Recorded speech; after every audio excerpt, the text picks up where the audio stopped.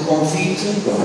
Portanto, houve uma pequena alteração, como já devem ter visto no programa, o meu colega Carlos Filipe não pôde estar presente, houve uma pequena alteração no título, o essencial mantém-se. Não vou focar nos aspectos da história da arte, porque a minha formação não é história da arte, eu sou mais a nível da industrialização e do que é o património industrial.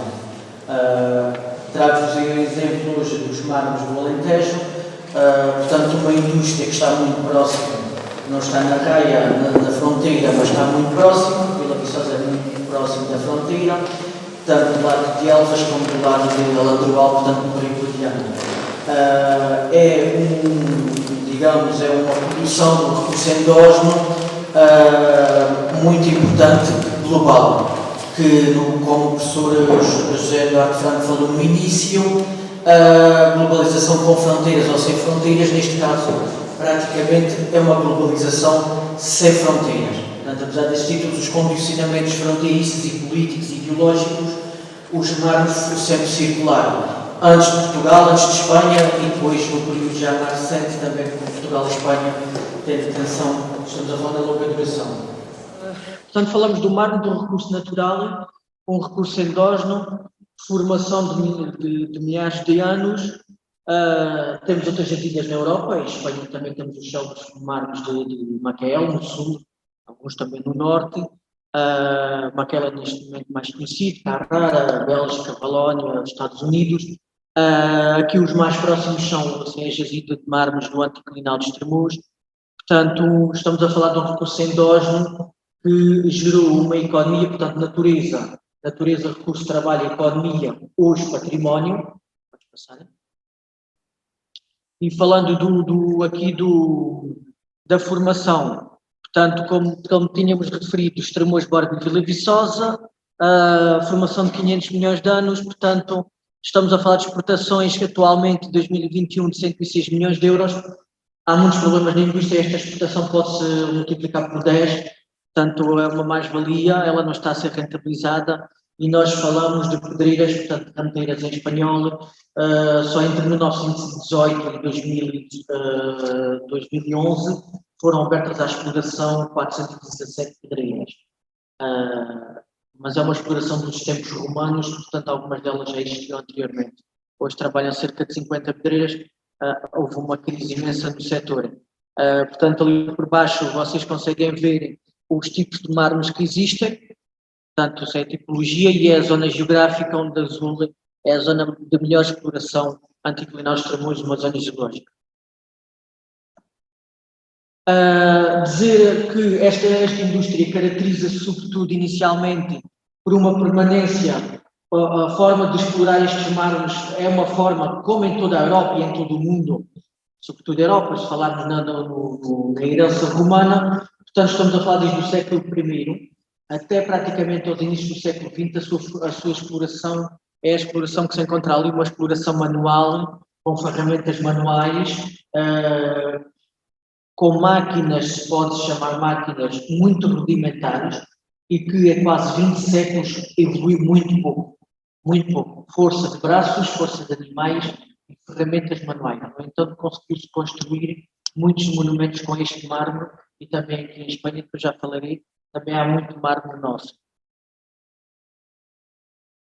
Portanto, no entanto, não nas pedreiras em si, mas no território houve muita transformação a partir do século XIX, portanto estamos a falar dos períodos de industrialização. Há um paralelo, obviamente, tardiamente com aquilo que é a Revolução Industrial Inglesa, e há uma semelhança com aquilo que é a industrialização espanhola, portanto, segunda metade do século XIX, liberalismo, obras públicas, caminhos de ferro, e há um redescobrimento do território, um redescobrimento de recursos naturais. Há pouco os colegas anteriores falaram do recurso mineiro, de Tarsis, de São Domingos. O outro recurso natural são as rocas ornamentais, as pedras ornamentais, que depois começam novamente a ser exploradas já numa dimensão de integração no mercado capitalista, já numa dimensão mais de exportação do que utilização interna. Portanto, temos alguns exemplos, caminhos de ferro, também, digamos, a sua publicidade nas exposições industriais, universais, e só referindo ali alguns valores, portanto, alguns valores de evolução do comércio, e alguns destinos deste período inicial. A carta não se vê muito bem, mas é uma carta geológica, tanto que esta é a segunda carta geológica portuguesa que foi apresentada em Paris, onde já tem a definição daquela zona de exploração delimitada e individualizada, coisa que a primeira carta de 1876 não tinha, e esta é a carta de 1899, apresentada em Paris na Exposição Universal em 1900. Caminhos de ferro ali também, naquela pequena imagem, pode passar. Portanto, há um inicial. A segunda fase é o pós-Primeira Guerra Mundial. É o pós-Primeira Guerra Mundial, quando chegam as grandes empresas com grandes capitais e, sobretudo, quando se começa a assistir a uma técnica moderna. Fio helicoidal, portanto, na imagem que está à esquerda, o corte já de fio, e não um corte manual com ferramentas, com pico e com martilhos grandes, portanto, já começa o fio helicoidal, e o uso dos martelos pneumáticos para fazer furos. Entre depois outras tecnologias, entrada de caminhões mais tarde. Podes só desviar ali, só um bocadinho. Portanto, um comércio começa a ser muito importante de exportação, um comércio que vai render milhares de contos, portanto, um conto era 1000 escudos, comparem com as pesetas na altura, portanto, vai valer muito e, sobretudo, está aqui duas tendências, empresas capitalistas e fomento industrial do Estado Novo, portanto, o regime de Salazar, e, sobretudo, a entrada de Portugal neste. Portugal adiançou-se um pouco, por exemplo, em relação à Espanha. A Espanha teve isolado há mais tempo o regime de Franco. O regime de Salazar adiantou-se e integrou-se mais nas instituições internacionais. Isto permitiu uma abertura do comércio internacional maior, que vai ter uma grande dimensão.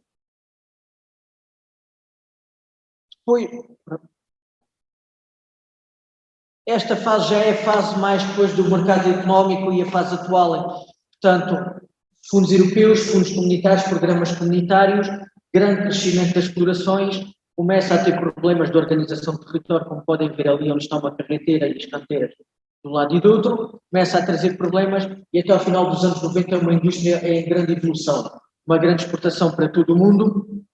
Nos últimos anos a tendência é sobretudo a Ásia, Europa e Ásia, Médio Oriente, mas começa a estagnar a partir do século XXI, começa a estagnar e começa a trazer problemas de desenvolvimento.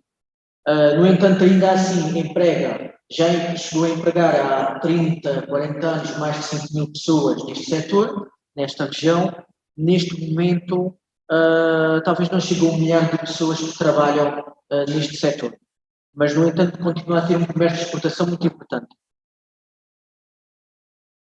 Falando de Espanha, a relação com a Espanha, muito interessante. A verde, onde estão as bolinhas, os círculos verdes, são alguns sítios onde já estão identificados, desde o período romano ao período atual, alguns mármores. Portanto, no norte, Santiago de Compostela, na zona da Galiza, Salamanca, aqui na Extremadura, Badajoz, aqui também é Olivença, porque também foi aqui que a dominação portuguesa, alguns elementos aqui, a Igreja do Castelo, o próprio município, o Ayuntamento, algumas zonas aqui em Madrid, também neste momento estamos a estudar para compreender alguns sítios em Espanha onde os nossos mármores foram exportados. Naquela, só explicando duas coisas, não sei se vê lá em cima.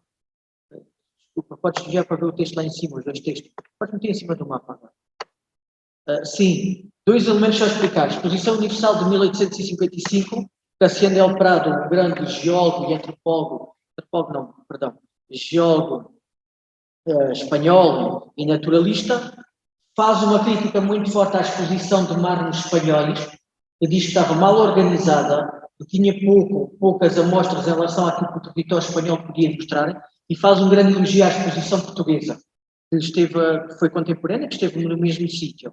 E outra da Exposição Nacional de Mármores de 1880 em Barcelona, que concentra todos os mármores do território espanhol, e isto é uma reação àquilo que são as importações de mármores. Pela Raia, fronteira, zona de Badajoz, chegam os mármores portugueses, e pela zona de Barcelona chegam os mármores de Carrara.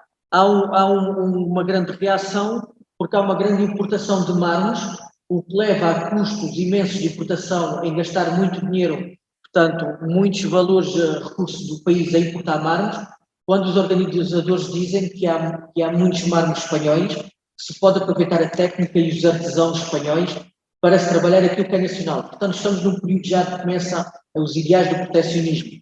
Portanto, também em Portugal acontece o mesmo, são as últimas décadas do século XIX. E naquela tabela, há alguns anos em que a Espanha foi o líder de importação dos mármores espanhóis. Perdão, dos mármores portugueses. A Espanha foi o líder de importação dos mármores portugueses.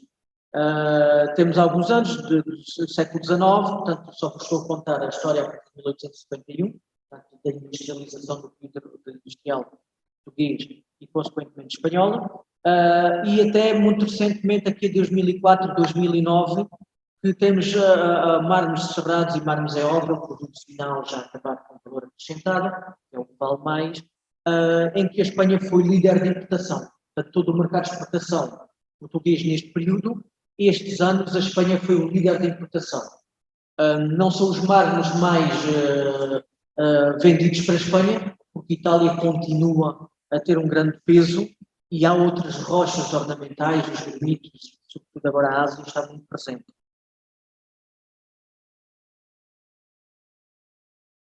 Portanto, paisagem e território, uma exploração do início do século XX, para perceberem qual era a dimensão e o impacto do início do século XX. Não há praticamente maquinaria, há homens e ao fundo há uns animais, há alguns objetos de madeira, alguns utensílios, mas é rudimentar. Portanto, isto era o tipo de exploração a que se usava no início do século XX.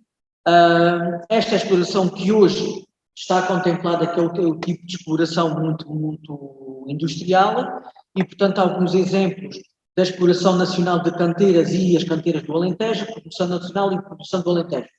Pode-se perceber que desde os anos 70 aos anos 90 foi o apogeu desta indústria, a esmagadora maioria das canteiras abertas, não só de mármores, mas de todos os materiais, mármores, xistos, granitos, no Portugal.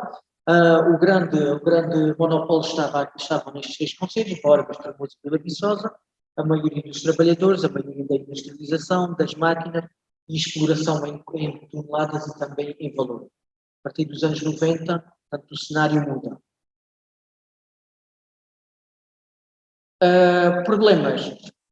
Problemas com esta indústria. A partir do ano 2000, a partir do século XXI, começa a perder impacto no comércio internacional e começa a trazer problemas no território. Os 50, 60, 70 anos de exploração desordenada originou grandes problemas.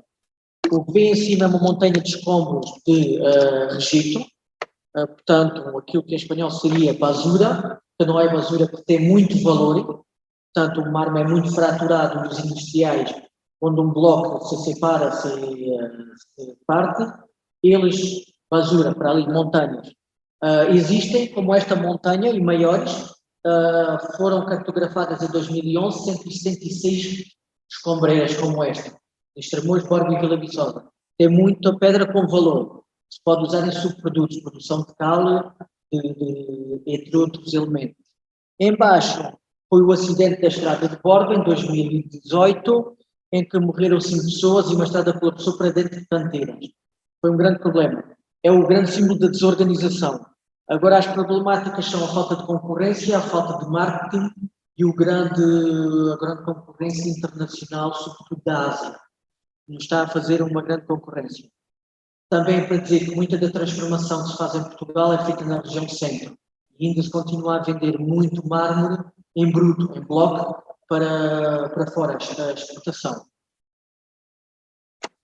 Mas também esta indústria tem outra dimensão, é a dimensão cultural. A dimensão cultural formou-se um património cultural durante séculos, aliás, diria milénios, 2000 anos de história, período romano, até aos dias de hoje, portanto, nas formas de trabalhar, no património construído, nas próprias canteiras, que se foi formando, a forma de trabalhar, a passagem dos ofícios, daquilo que são os trabalhadores e da memória histórica, sobretudo das oficinas de canteiro, que hoje é muito importante para a identidade cultural, a identidade do território e também o próprio património cultural e o turismo. Ali temos um exemplo de Vila Viçosa e do outro lado, portanto ali do lado direito, temos um exemplo de Carrara, que são outro tipo de explorações, também mármore, o território é completamente diferente. Podes passar. Para dizer também que temos muitas semelhanças com Macael, temos semelhanças com Carrara na Itália, temos semelhanças com a Valónia no sul da Bélgica, algumas semelhanças com Vermont nos Estados Unidos, portanto, estes são os territórios mais importantes de exploração, apesar de existir mármore em todo o mundo. O Museu do Mármore não seria um museu, chamaria uma coleção visitável, que é possível, é um local possível de divulgação do território, se pode contemplar alguns elementos, tanto ferramentas, utensílios, algumas imagens, tanto algumas maquetes de produção, de imitação do que serão explorações mais contemporâneas. Portanto, temos uma dimensão cultural muito importante. Referia também que temos, há pouco os colegas falaram dos recursos minerais metálicos, Tarsis e São Domingos, eu acrescentaria os mármores de Vila Viçosa, Mármore Estremoz, acrescentaria os granitos, sim, estou quase a acabar, acrescentaria os granitos de Niza, Alfalhão, Porto Alegre, acrescentaria os granitos aqui de Zalamia e La Serena, que são zonas aqui de fronteiriças. Portanto, algumas atividades que já se fizeram nas pedreiras, de animação, de música, de espetáculos vários, de ópera, de concertos, podes passar. Portanto, o turismo industrial, Rota do Mar no Anticlinal de Estremoz, portanto, é um programa que nós fazemos no SECHAP de visita de turismo, podes já passar para baixo para o símbolo, já agora de fazer um pouco de publicidade.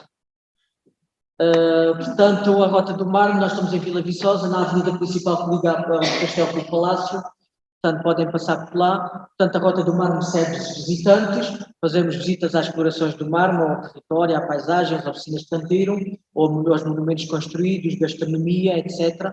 Para dizer que os nossos segundos visitantes são espanhóis. Os primeiros neste momento têm sido portugueses, agora os segundos têm sido espanhóis. Pode passar. Portanto, há pouco, como vocês viram no resumo, tanto o PIN, isto é um projeto de investigação, eu não vou aprofundar. Deixa eu só ver se está ali o endereço por baixo, passa lá só para cima. Desculpa lá, porque isso está para aí. Tem ali o endereço, está o endereço da internet, portanto podem também procurar por portal de História da Indústria dos Mármores. Portanto, é um projeto de investigação, começou em 2012, vai fazer agora está a fazer os 10 anos, portanto vai na terceira fase, em que nós temos identificado os mármores, estudado as canteiras, estudado as exportações. Eu estou a trabalhar mais no período século XIX, XX, XXI. Portanto, temos divulgado muito este património, também tem uma conexão muito grande com o turismo. Tem uma conexão muito grande também aqui com a raia, com o fronteiriço, porque tudo o que são aplicações, tudo o que são de intercâmbios culturais, forma de trabalhar, forma de património, a organização do turismo.